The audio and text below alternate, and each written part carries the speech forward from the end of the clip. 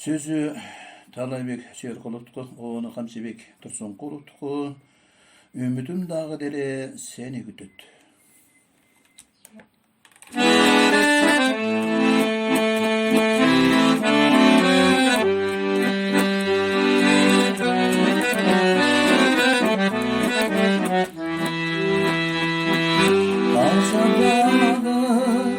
Uşul gündür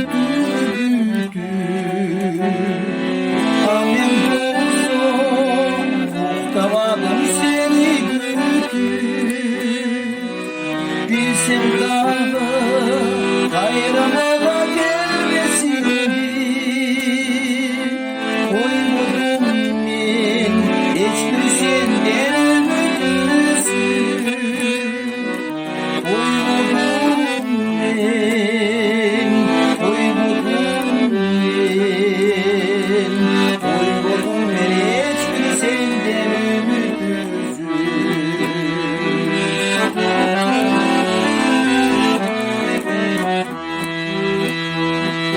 sırrını açıp yürüdüm tanrılarım mahabbatım kaydedinen bayrağı aldım durmuşumda başka veren yaşasam da can dilimde edip kılıç yaşap kaldı can dilimde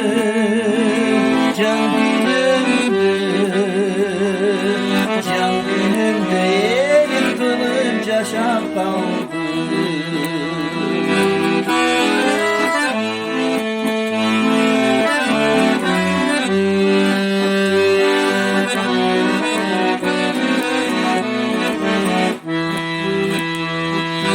Oylumun tunday bulan sana basın